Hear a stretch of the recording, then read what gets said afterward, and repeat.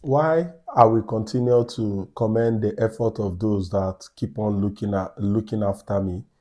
I appreciate the kind of community I have, even though I do not have much follower base, but my video reach a lot of people, and the feedback I get from them is amazing.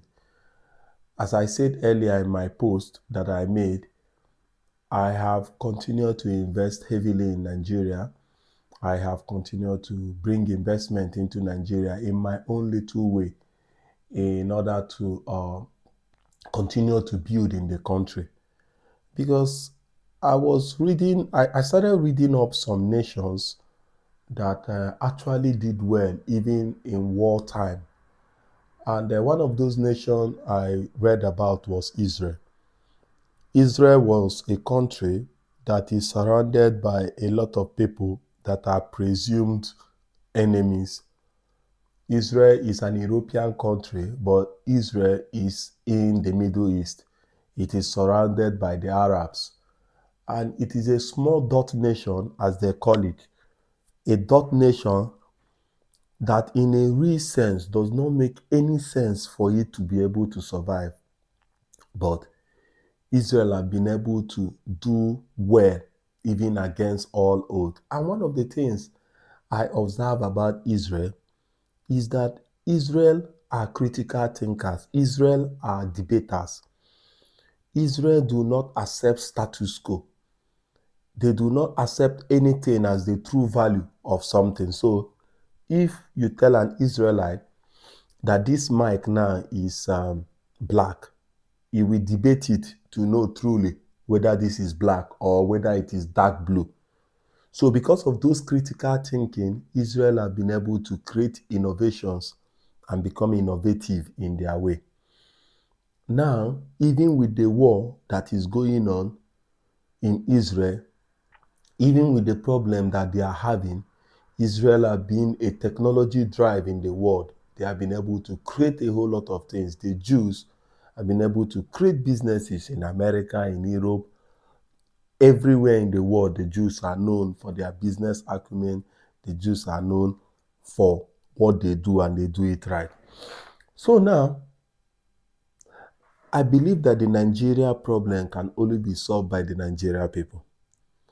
I believe that the Nigerian problem is not a political problem. It's not a politician problem. It is the Nigeria people that are really the problem.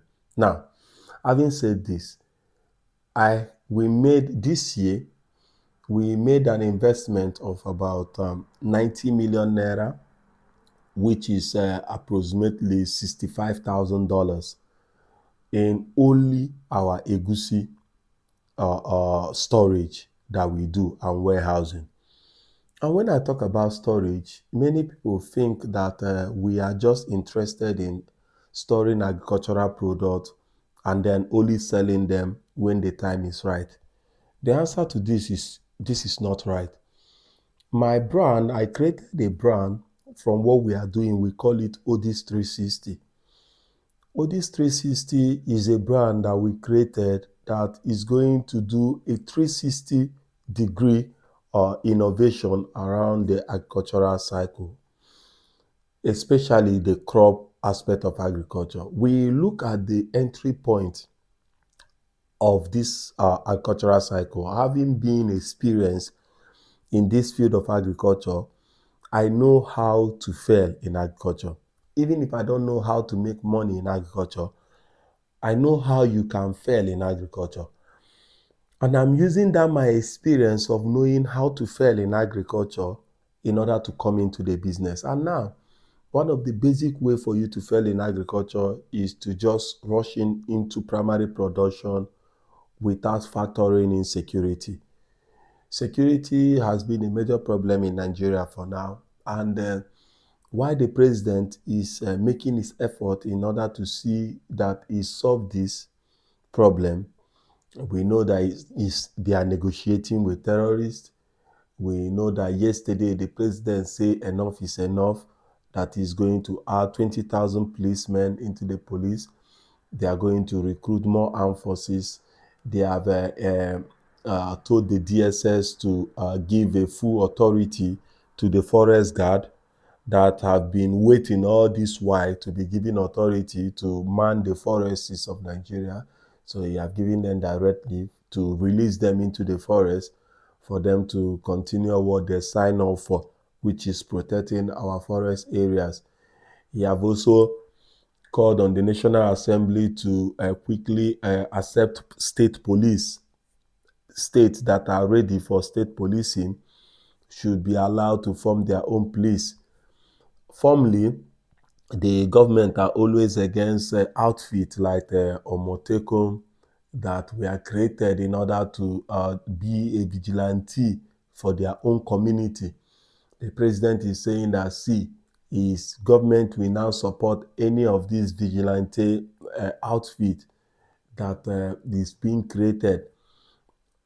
We know, like example, Anambra State was very vulnerable at a time, not until the government created their own type of security. Sometimes these people are inhuman, sometimes these people perpetrate or rob on human rights, but security actually comes with a price. There is no perfect system.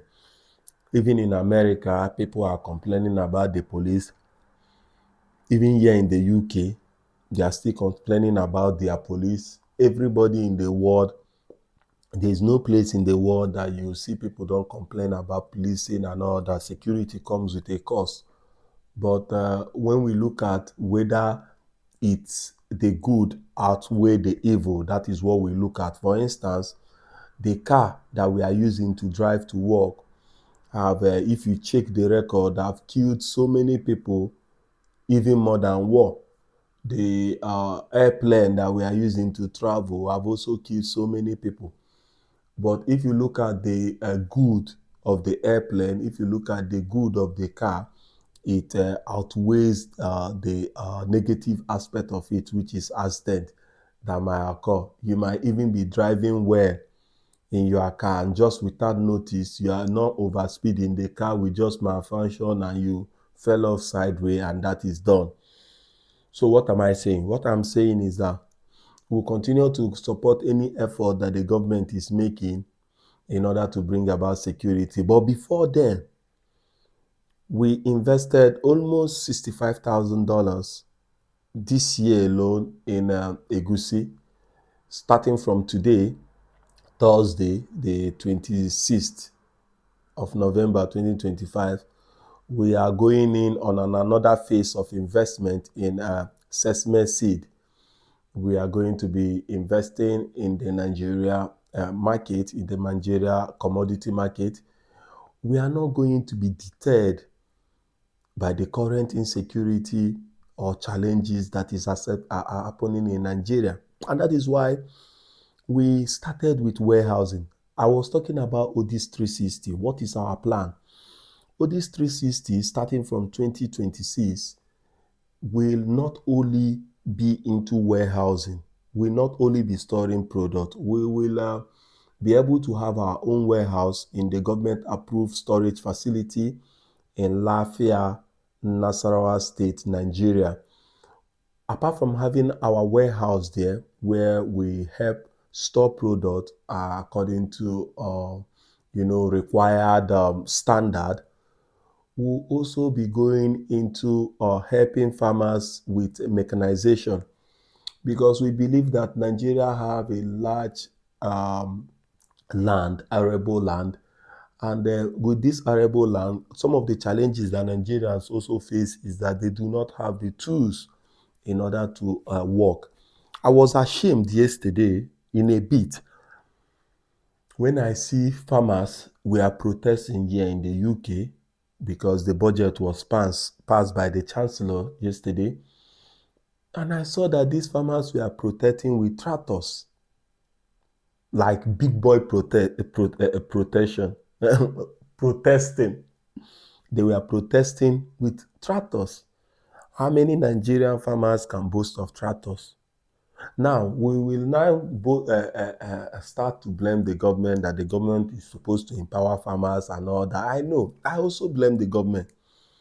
But while we are blaming the government, we should also know that these people have been in existence, or these people have been developed long before. In fact, these people colonized us. That is, they were so developed that they left here and they came and at a time enslaved us, ruled over us before they allow us go. Meaning that they have been ahead of us for so many years. We have so many farms here in the UK that have been available here for the past 300 years, for the past 350 years. We have castles here that we are built in the like 1,000 years ago. Castles that we are built like 1,000 years ago, that we are built like 500 years ago. The castles like Warwick Castle, the castles that William the First stayed, the castle that is it William the Conqueror? Yeah, those castles that were being stayed by the king a long time ago, they are still in existence now. So when you are looking at solving the Nigeria problem using the British way, ask yourself, are you being fair? When you are looking at solving the Nigeria problem using the American way, ask yourself, are you being fair? After the Civil War, America raised men, entrepreneurs that solved American problem. And those innovations bring about what we see today as the American dream. Nigeria, as we are talking, have one of the youngest population in the world. Our average population is 19 years. If you check around, apart from Africa, other African countries, if you check around Europe and check around the North American and all that, you see that their population, the average age of their population is the older population. Meaning that in terms of labor, in terms of everything, we have this infrastructure, we have the population, we have the energy, we have the youth and everything. All we just need to do is to tow into the right direction. So Odis 360 will be providing tractors. We'll be providing tractors to farmers in order to help farmers to farm more land, because we cannot farm more land and be food sufficient by using cutlass and hoe. We'll also be providing farming inputs like fertilizers. We will be providing farming input like herbicide, pesticides, and other farming inputs that are needed in order for us to improve our agriculture. So we'll be doing a whole lot of things with also processing. We'll be helping these farmers in order to process their product. For instance, let's assume this Igusi, for instance. We have this Igusi in store. This year, our primary goal is to sell it as a raw commodity. But starting from next year, we'll be planning on how we can also process this Igusi and turn it to something else, even if it means just peeling it, even if it means at first just peeling it. Because one thing I observe is that so many businesses, agriculture, let me put agriculture in focus because that is a line that I know how to make money and how to lose money. So many people want to start a business and they want to do something that nobody else have done. And yeah, that is innovation, that is being innovative. But the truth is this. One thing that made China a great nation is that China is a copycat. Recently, VDM and Billard have been fighting over iPhone. And why people are looking at the iPhone saying that it is fake or it is this thing, what I am looking at is the innovation beyond it. Copycat. China are creating cars now that are far better than some of the Toyota cars, and you can get them at new prices. There were times where this China vehicle were given to officials. I think the most of the people I saw it was civil defense and prison service and immigration. That was in Lafayette so many years ago. The car did not do well. It broke up. They didn't find mechanics for it. They didn't find the parts. China did not give up. They kept on. And right now, as I'm talking to you, we have so many Chinese cars, even in the Nigeria market right now. Are also creating everything. You understand? With the level and population that China is having, if China see a phone that is called iPhone, China will go and copy their own and call their own U phone. You understand? And copying is allowed in anything you do. You look at a business, you look at how you can first of all start entry into the market, even if it is just peeling the egusi. I'm using egusi for instance. Even if it is just peeling the egusi, cleaning it up before you sell, then with time you can now continue to pivot, like not just peeling it now, you are turning it into a egusi snack. You now have a egusi snack where people can just snack on egusi. You are now turning it on product that they can see on the shelves of the supermarket. Things like that. It comes with innovation. And entrepreneurship, from my experience, is not a sprint. It is a marathon.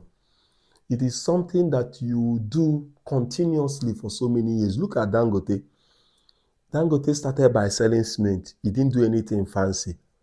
He started by trading cement, and with time, Dangote have been able to build depots in cement. He entered into salt, he entered into sugar, he entered into rice, he entered into noodles, he entered into juice, he entered into so many other industry. Right now, Dangote is focused in the refinery. It took time, he pivoted. So all these 360 will be doing, even if it is the simplest things that can guarantee us revenue for us and our partners, that can guarantee us revenue without imparting much on things that it is very hard for us to lose completely. Let me give the tractor for example. We are not an NGO, so we are not just going to provide a tractor and say that we provide this tractor for farmers to be farming free. And that's one good thing about entrepreneurship. Entrepreneurship is about identifying a problem and putting a price on it. For instance, if you identify that big men, for instance, are now suffering from a VIP, that they reduce VIP from them, why not create a group that can give them protection? I know for now, Nigeria cannot allow you to have a sophisticated firearm to do private security. Yes, because it is not in the law as we talk for now. So let me narrow it down. There was this time we are looking for security in our farm. And one of the people that helped us at the first time was the the vigilante group of Nigeria. This vigilante group of Nigeria came in place, and they were licensed the normal hunter's gun they were using to protect our farm. But with time, we saw that their services was not enough, and we went for the Nigeria Hunters Association. The Nigeria Hunters Association was a group of young men that were trained especially to mount agricultural firms and to mount the bushes, that is, to guide your farm. Those was their training, and we used them. These guys continue to protect our farm, and till I leave Nigeria, even though I lived in my farm, I did not have any issue till I leave Nigeria, because we were heavily protected. What am I trying to say? This Nigeria Farmers Association, we are paid for their services. They recognized that there was a security challenge, and what they did was to provide this security, and they got paid for their services. Now, if we keep telling Tinubu to give tractors to farmers, we all know the truth, what will happen to those tractors. Those tractors will not be used by these farmers. It will be sold. These farmers will think it is another national cake. But when it is a private industry that is like the Hello tractor that was introduced in is it Zimbabwe, where the Hello tractor I think it's Zimbabwe or South Africa. Their work basically was an agri-tech where you can order a tractor just like Uber, just like the way you order Uber. Now we understand that the farmers are not techie. One of the reasons why so many agri-tech fail is that they were not hybrid in their method. They want to be fully automated, and when you are fully automated, it will not work. What happened is that our traditional farming still exists, and Nigerians must continue to solve the Nigeria problem using the Nigeria way. So these tractors, we might not be able to buy 100 tractors, even if it is one tractor that we were able to purchase. We, in our own way, have been able to solve a problem just using our one tractor. Someone else can copy what we are doing and get a second tractor and get his own tractor. Another person that have more money can now get 10 tractor. Another person can get 100 tractor. It is a plus. It is a plus for our agricultural development. If we get one tractor, even though we have an app where you can book the tractor, we are also going to have boots on ground that are going to tell these farmers that we have tractors and help these farmers in order to take this tractor and hallow more of their farm. Is it going to be free? No. They are going to pay us for these services. And the payment we receive from these services will be used to provide more tractors for more farmers in order for more farmers to continue to farm. We are going to be partnering with government agencies. We are going to be partnering with private agencies to bring in fertilizers, that work for the Nigeria people. These fertilizers is going to be accessed in the cheapest way and most affordable way that we can be able to sell and also make profit. We are going to make sure that these fertilizers are good for the Nigeria soil, are good for the Nigeria people, and are also good for the Nigeria food. We are going to be putting Nigeria first. And for us to put Nigeria first, we must, first of all, recognize that we do not have any other nation apart from Nigeria. So I have instructed the team to kickstart our investment in the assessment seed, and we are going to start buying the assessment seed today. We are going to start going to the market to buy them today. We are fully ready to support this the government in order to make sure that food is sustainable. We will continue to work without effort to make sure that Nigeria becomes great again.